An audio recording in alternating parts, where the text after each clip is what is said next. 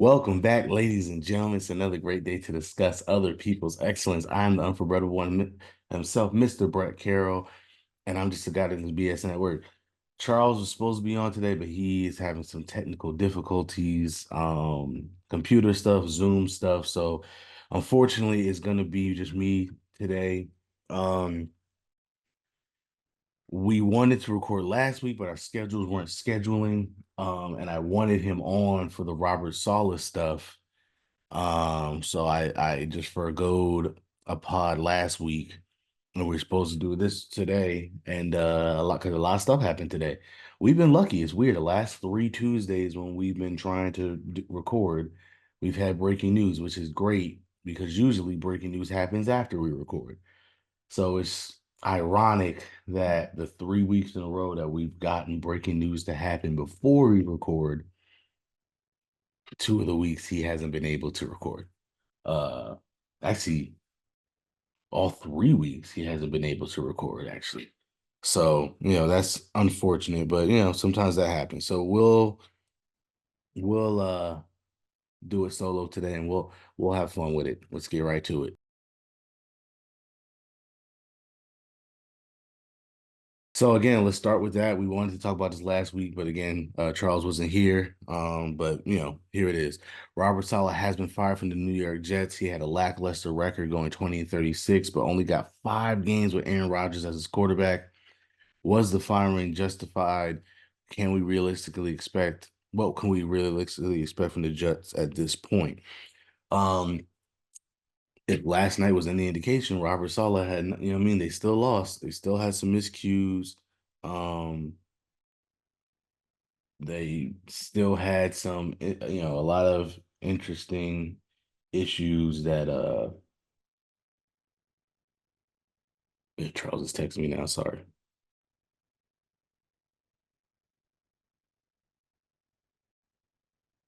Um, they had a lot of, miscues, including that last, miscommunication between Aaron Rodgers and Mike Williams for the game sealing interception. Uh, still a lot of issues going on with that. So I think that Robert Saleh was the scapegoat.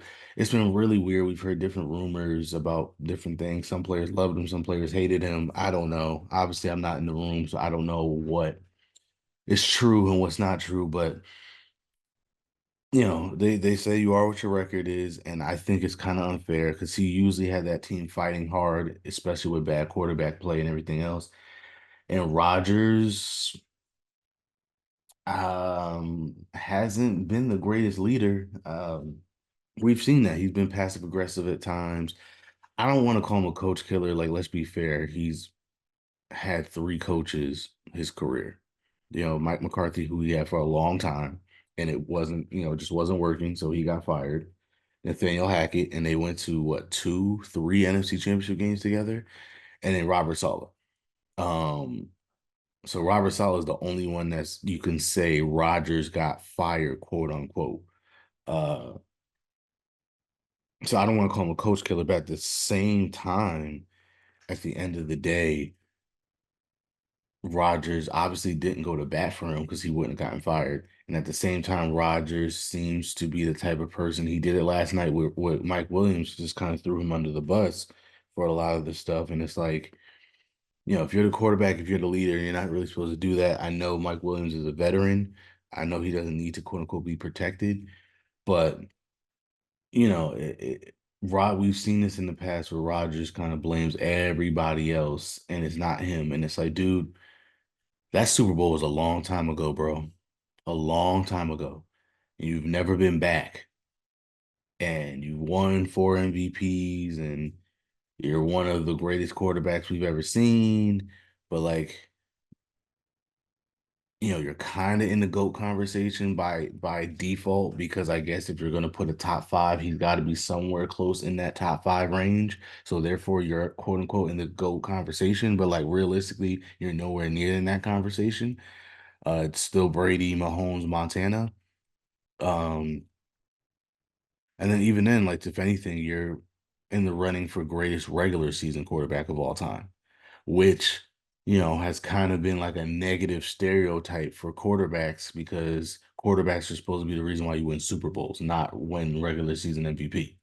Peyton Manning held that title for a while, but he at least went to four Super Bowls, won two of them. Lamar Jackson's having another MVP season right now. He's in danger of falling in that category of, just being a great regular season quarterback, but not necessarily getting it done in the postseason. But he's still young. He still has a lot of time yet, so I don't want to put that on him yet. Rodgers is weird because, again, it's not like he hasn't had any postseason success. Like I said, he's been to a handful of NFC championship games. So it's not like he fizzles out in the playoffs, automatically. But at the same time, um, at the same time, just, not getting it done. You know what I mean? Again, a quarterback of his caliber should be in the playoff. I mean, should be in the Super Bowl more than once. And again, that was well over a decade ago.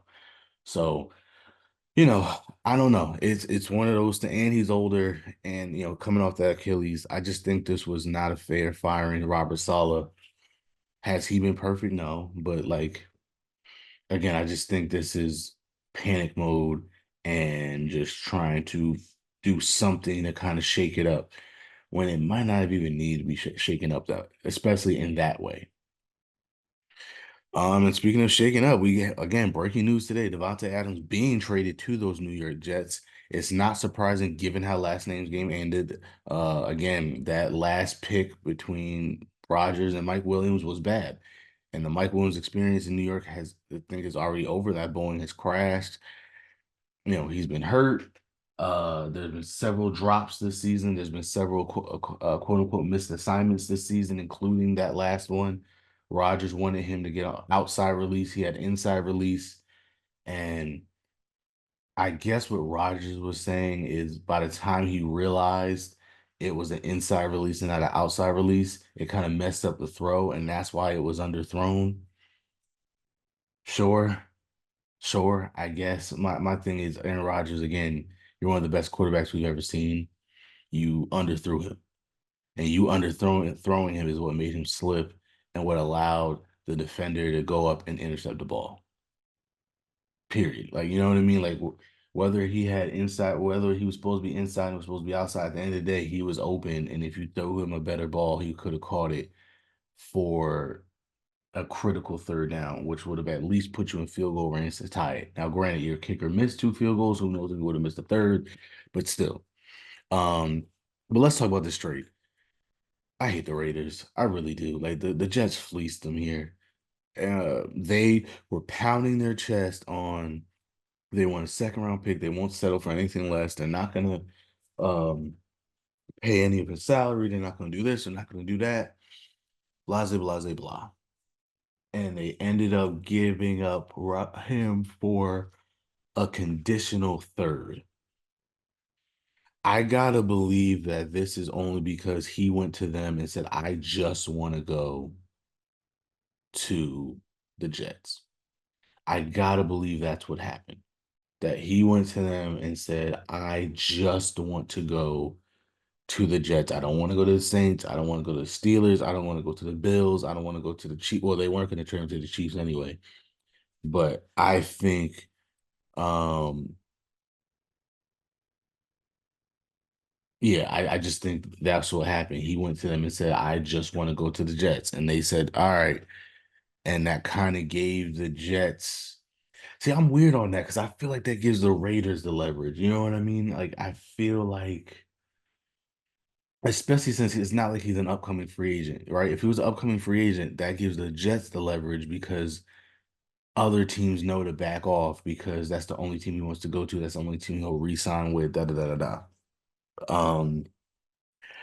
I feel like in this situation, it gives the Raiders the leverage because it's like, well, he only wants to go to you guys, so we're going to trade him to you guys, but we want to make sure we get really good compensation. Um, Maybe because they were able to restructure his contract, maybe that's what gave the Jets the leverage again because he said that's the only team I would restructure my contract for, and so therefore it made other teams back off and stuff like that. I don't know. I just think it was a bad trade for the Raiders. If you were going to trade him, get that second round pick, or at least get like a third and a fifth. You know what I mean? Like get something more for him, a conditional third, which can turn into a second based on whether he's an all pro this year and based on whether they're in the AFC title game or the Super Bowl, is crazy to me. So basically, you just gave him up for a third. Again, it's already going to be week 7. That's if he plays this Sunday. By the way, of course, he gets traded right before they play the damn Steelers. Steeler fans were hoping he was going to be on a plane coming back with us on Sunday, but obviously that didn't happen. But again, it's already week 7. He's missed 2 weeks. I'm assuming he probably doesn't play on Sunday. I think that would be not fair to rush him in that early. It's still early in the season. They're only three and are they 3-3? They're 2-4. No, they're 3-3. They're 2-4. Okay, so maybe you do rush him in. But the point is, we're almost already at the midway point. He would have to come in and just put up astronomical numbers the rest of the year to be all pro, first or second team all pro. And again, with the way this team looks right now, even with Devante Adams, I don't think they are a lock to be in the AFC title game. Not the way Baltimore's playing, not the way I know the Chiefs look bad, but we can never count out the Chiefs. The Bills just got Amari Cooper. We're going to talk about that next. Yeah, I just don't see, you know what I mean? So basically, you just got rid of him for a third. You threw that conditional on there to give yourself a fighter's chance, a puncher's chance of it being a second, but you gave him away for a third. That's stupid. If you were gonna do that, you could have traded him to another team. Another team would have given up that second. I'm sorry. You could have done that same. You could have. It would have been better to trade him to the Steelers at that point with those conditions. Again, obviously, we're not making the conference title game or AFC Championship game or the Super Bowl with Devante Adams. But with him as our new number one receiver, you have a better chance of him putting up the all pro numbers that he was going to have to put up to become an all pro so it could be a second round pick. So I don't know. I just think it was stupid. Will this save the Jets season? Maybe. Maybe. Again, Mike Williams wasn't working. If he's now your third receiver, that helps. I think this makes it even harder for Rodgers to get that chemistry with Garrett Wilson. Ironically, because I think he's going to force feed it to Devontae because he has that chemistry with him already. And again, Rodgers seems to be the type of guy to just like what he likes and not try to, work with something outside of his comfort zone.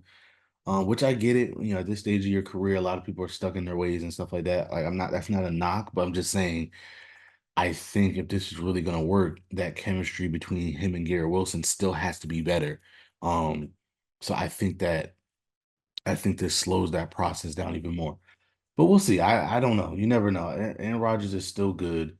Um, he's not what he was before, but he's still good. Devontae, I said it a couple weeks ago. I still think Devontae Adams is a top 5 receiver.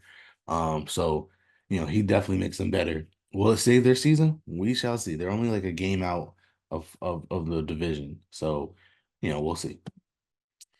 All right. I talked about it, but let's dive into it. Amari Cooper has been traded to the Buffalo Bills for a third round pick. Cooper had been frustrated in Cleveland, but will now go to a real contender in Buffalo with a much better quarterback in Josh Allen. The Browns trade for Watson continues to look worse and worse. I don't think Cleveland will do a fire sale, nor do I think they should do one, but it doesn't look good. Um, we've heard maybe Myles Garrett rumors of getting traded. We've heard it's weird. Cleveland. They traded Amari Cooper because he was about to be a free agent. So it was one of those things like, all right, we don't want to lose him for nothing, right? I still think they have a pretty good team. Like their defense is really good. They now need a receiver, right? And that's why it never made sense to me for them to trade Ayuk if Amari Cooper was in the trade package because you want Cooper and Ayuk, not switch out Cooper for Ayuk. Um, but they obviously need a receiver. They obviously need a quarterback, right? But again, they're not that far away. Their offensive line has kind of regressed. It used to be one of the best offensive lines in the league. It's regressing. But again, you have a generational talent in Myles Garrett, and I'm one of the main ones that hate that PFF and everybody overrates Myles Garrett. He's not the best defensive player in the league, not by a long shot. Like he does not shine TJ Watt's shoes, and that's not me being a Steeler fan. That's literally watching the games. But he's still a top five defensive player in the league. You know what I mean? Like he's still great. I don't think they should, um, just punt on that per se. Um, So I don't know. I don't think they should do a fire sale, but they're in a really weird position. Like this is the perfect chance if you're going to do a fire sale to do it. You can obviously get a crap ton of picks for Myles Garrett if you trade him. Um, but yeah, they do need some pieces on offense. Maybe replace Nick Chubb as a running back. Now they definitely need two receivers. They kind of already needed a receiver, but now they can use two receivers. They need two receivers. Obviously, like I said, they need a quarterback. Uh yeah, I don't know. I don't know. Yeah, I don't know. It's a really weird situation that they're in, and they deserve it. Again, I've said this before. That is karma in a nutshell. And certain organizations are just doomed. And the Jets, Raiders, and Browns all seem to be some of those cursed organizations that no matter what they do, it doesn't work. So that's what I'm saying. I don't even know if I can get excited about Devante Adams in New York because knowing their luck, he can mess around and be washed by the time he gets there for some strange reason. Some organizations just can't win even when they try to win. So I don't know. And by the way, this also makes Cooper's trade to the Browns from Dallas look even worse. If you remember, the Browns got him for a sixth round pick from Dallas, a sixth round pick, and he just got traded for a third. Um, yeah. By the way, happy birthday, Jerry Jones. Happy birthday, buddy. Um, but yeah, I don't know. It's bad all around. Just bad all around. All right, division spotlight. We're gonna focus on the NFC North. We did this on our first pod. I didn't do it last pod, but I did want to do it again. Again, this is one thing I wanted Charles to be here to talk about some of this stuff, but it's okay. Um, because the Lions did put the smack down on the Cowboys on Jerry's birthday, worst home loss since he had owned the team on his 82nd birthday. We love that. Um, but unfortunately, Aiden Hutchinson got hurt. So that was another reason why we're hearing these Myles Garrett rumors. If you are the Raiders, you trade Max Crosby. If you are the Browns, you trade Myles Garrett. I don't think they do. But if you're the Lions, if you got to at least think about it because they kind of needed second pass rush help anyway. So if you trade for a Max Crosby or a Myles Garrett, not only does it keep you in line with winning this year, which is your window, but when Aiden Hutchinson comes back next year, now you're that much better. And it might even extend your window because now you have two elite pass rushers. Again, I don't think the Raiders or the Browns are going to be in fire sale mode per se, but you never know. I really do. The Lions are one of those teams again. They're kind of one of the feel good teams of the league. Everybody's rooting for them because they've been so bad for so long and they've been so down on their luck for so long, and they're finally starting to do things like the quote unquote the right way. So we'll see. I hope that they continue to play well, and um, I hope that it's a broken leg. I think he'll come back. Aiden Hutchinson will come back better than ever. It's modern medicine now. Like guys tear their knees up and come back like nothing ever left. Nothing ever happened. So. Um, I think he'll be fine. I think the Lions will be fine. It'll be interesting to see what they do. The Vikings, there's still one a few unbeaten left. Sam Darnold kind of came back down to earth a little bit in that Jets game. Or was it the Jets or the Jaguar? Whatever their last game was. No, it was the Jets, yeah. Um, kind of came back down to earth a little bit. So we shall see. Um, if he continues because he was playing at an MVP level. He definitely was playing like a comeback player of the year, even though I guess they changed the rules so that it's harder for him to win comeback player of the year because it's supposed to be about like people overcoming injuries, not overcoming being a bust. But still, He's playing at a great level. You love to see it. Um, the Vikings are a fun team, so I hope that his resurgence continues. The Bears don't look now, but Caleb Williams is starting to look good. Now, granted, it was against the Jacksonville Jaguars, and I am definitely surprised that Doug Peterson still has a job. How did Robert Saleh get fired before him? I don't know, but Caleb Williams is starting to look good. That offense is starting to look good.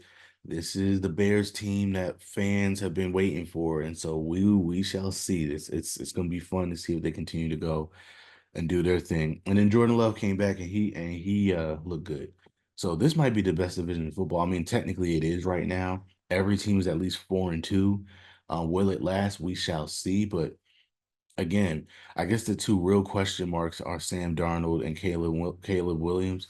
If Sam Darnold comes back down to earth, how good will the Vikings be? And Caleb Williams is still a rookie. We still got to see. He's only, he's been heating up slowly the last couple of weeks, but last week was definitely his coming out party. We'll see if he continues to go.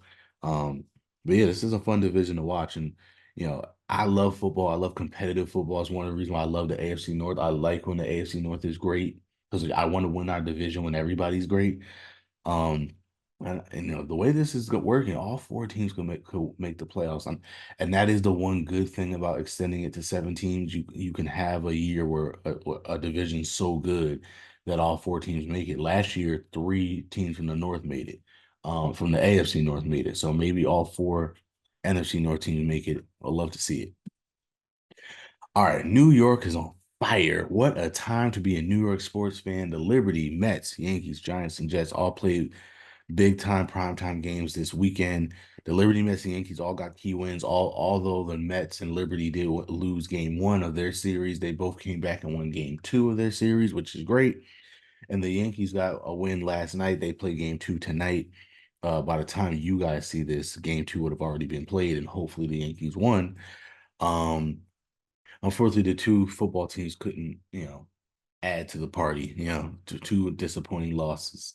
Um, and the Knicks also had a fiery game in their preseason game against the Timberwolves. Cats old team, Dante DiVincenzo is also back, and he got into it with Rick Brunson and stuff like that. So interesting weekend all around to be a New York fan. That's always one of the fun things in sports when an entire city's teams are playing big games and playing well. It's just fun to be in the city. And of course, with us living here in the tri-state area, when it's New York, it's even better because we get to join in on the fun. Um, but yeah, man, it's great. It's a great time to be a New York City sports fan, and a Subway series would be awesome. A Subway series would be awesome. So I'm definitely rooting for that. Because that would, and obviously I'm rooting for the Liberty to win their first title. Um, but yeah, that's gonna be awesome. I really do hope we get that Subway series. That would be cool. Okay, where do I begin with these Steelers? Okay. The Steelers won in Vegas on Sunday 32-14 against the Raiders. Despite the win, it was still a shaky game for the black and gold. The Raiders killed themselves with penalties and turnovers. I believe they only had 4 penalties, but all 4 were crucial.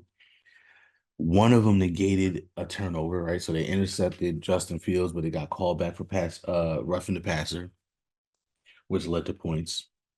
Um, Another one negated a third down stop.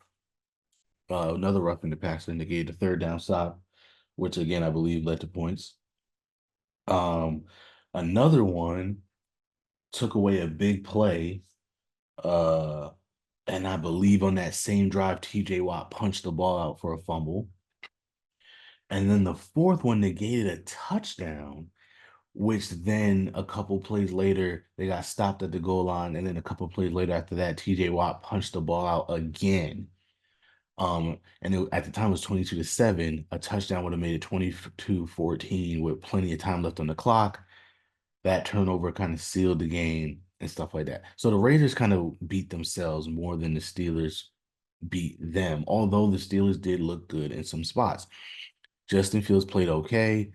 The stats say that he played well, but if you watch the game, he really was up and down all afternoon, especially with his accuracy and his processing. That's still an issue. He's still not seeing stuff fast enough. He's still holding on to the ball too long. He's still inaccurate with his throws. I think that Justin Fields should remain the starter. However, it's now been, I believe it's been confirmed that Russell Wilson will be starting this week against the Jets. It's obvious the Steelers just wanted Russ to be the starter. And they were just waiting for him to come back to be the starter. I just think this is a mistake because I don't know. It's two ways to look at this. One, Justin Fields, especially in the games where they've allowed him to be Justin, he does give us a different dynamic. Um, Dan Orlovsky pointed this out. I think he said there was like 112 of hidden yards that Justin Fields created on Sunday. Negative plays that he turned into positive plays because of his legs. Our offensive line is still shaky. We're very injured. Even Zach Frazier, our best lineman, got hurt on Sunday. Who knows how long he'll be out? Um, so Russell Wilson at this stage of his career, because he's not mobile anymore, um, he's going to be a sitting duck. And what Justin Fields was able to do was evade pressure and create with his legs when the offense allowed him to do that. I think that's the thing. When you're playing Justin Fields, you got to let him be Justin. You got him because he is a phenomenal runner. I say this all the time. If you go back and watch his time in Chicago, he might not have played well. The Bears might not have played well, but every single week he did something. He made some type of play with his legs that made you say, "Oh my God, I've never seen that before." As a running quarterback, he was already putting himself in that category with the Michael Vicks and Lamar Jacksons of the world. Again, if you don't believe me, go back and watch some of his highlights with the Chicago Bears. Again, not as a passer, but just as a runner. He was doing things with his legs that we had not seen. Um, and that I think helps this offense. We don't have a number two receiver. Our number one receiver is inconsistent with his effort and energy. And even drops. Like he had a couple drops on Sunday, and it's like, yo, man, you gotta be better too, bro. You talking all this trash about always open and all this other stuff, but like you're not always open because you don't run your routes full time. And then when you are open, you're dropping the ball. So you know, George Pickens got to step up too. And that's my point. If you don't have a good offensive line, if you don't have receivers that are getting separation, we're last in the league in separation, by the way. Your running game can't run because one, everybody knows we can't throw, so they're stacking the box. And two, Arthur Smith has become super freaking Lord, predictable on offense. Every first down we're running the ball. It's like, dude, there's 20 dudes in the box. Do play action. Do something to keep them honest.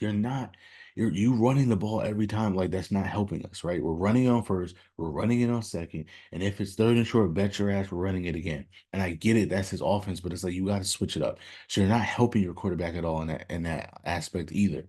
Um, and that's the thing. Russell Wilson to me is not that much better of a pocket passer. Like he's better. I think his deep ball accuracy is better, but he also holds onto the ball too long. He also doesn't process well. He also doesn't throw to the middle of the field. And so I just don't know if the offense is going to be better under him with Justin Fields. Some will say, so even on some of the clips that Dan Orlovsky was showing, some I think one or two, one definitely but maybe even the second one of the runs that Justin had, there was an open field, or open receiver downfield. He didn't have to run. So you can make the argument that Russell Wilson might have seen it and thrown that because he's not looking to run like Justin is. But the way I strike back on that is the one that I saw, the guy was in the middle of the field. Like I said, Russell Wilson doesn't throw in the middle of the field anyway. So he might have missed it anyway and would have gotten sacked. Um, so that's the thing. And again, I just don't know. I just don't think Russell Wilson right now makes our offense any better. I really don't. I think you need Justin Fields' legs because that also opens up the run game for us. It opens up the passing game for us because of his scramble ability that Russell Wilson just doesn't have anymore. So I just don't. And again, Justin Fields wasn't playing bad. He wasn't playing great, but he wasn't playing bad enough to bench him, especially after a win like that, where he probably played his best game as a Steeler. And again, that wasn't saying much because it wasn't that great of a game. I get it. but there's no way you can convince me that Russell Wilson is going to be that much better. And then again, what's worse is if it doesn't work out, how do you go back to Fields without, you know what I mean? I just feel like this was a desperation move that they didn't have to do. All right, QB watch. Guys that helped their stock. Drew Alar played really well against USC. He's somebody that I've been talking about. Um, and he's been putting it together this year. We got to give it to him. He's I'm telling you, he's gonna be a guy by the time we get to the draft. Don't be surprised. It's only October, but don't be surprised by the time we get to April if he's the number one pick in the draft. I'm telling you that now. Dylan Gabriel also helped himself. Garrett Nussmeier definitely helped himself. These guys are still probably second round picks, third round picks at best.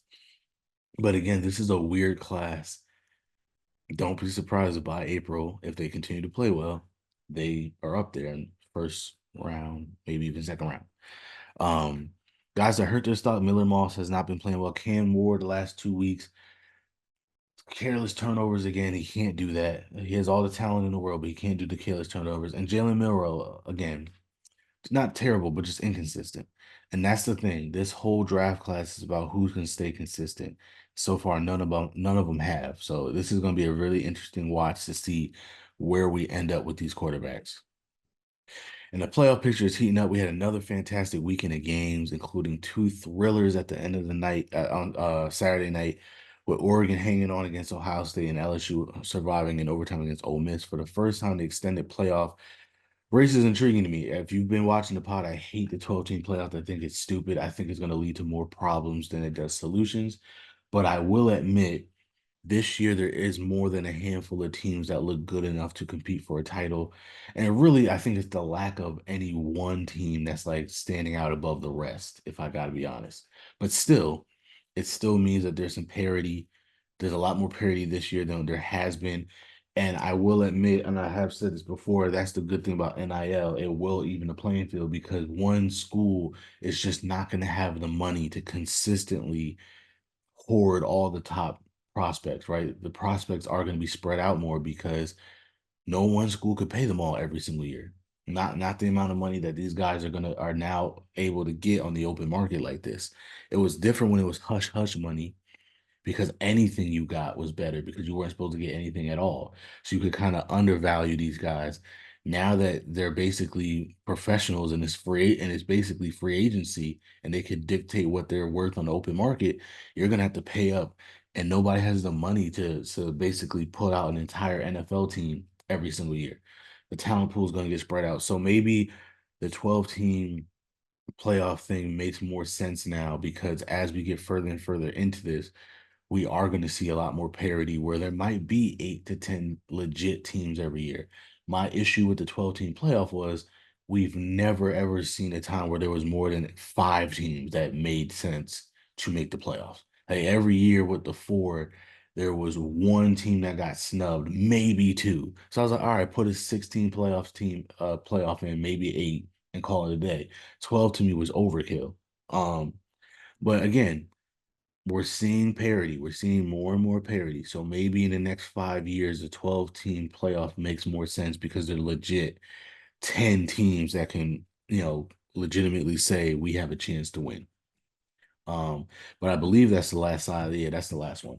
Um, Again, I'm so sorry that Charles wasn't able to join us. Hopefully, we're able to do it next time. There's a lot of great stuff happening in the league, so we want to be able to discuss it and have a more nuanced conversation. But yeah, those are just my thoughts. You can find me at Never for Brett Me. That's NEVA underscore the number 4 BRETT underscore ME on Instagram and Twitter. We are the underscore dope blog on Instagram and Threads. The dope blog, all one word on Twitter. And because you're watching this on YouTube, please like, share, and subscribe, and join us next time as we can continue to discuss other people's excellence. Deuces.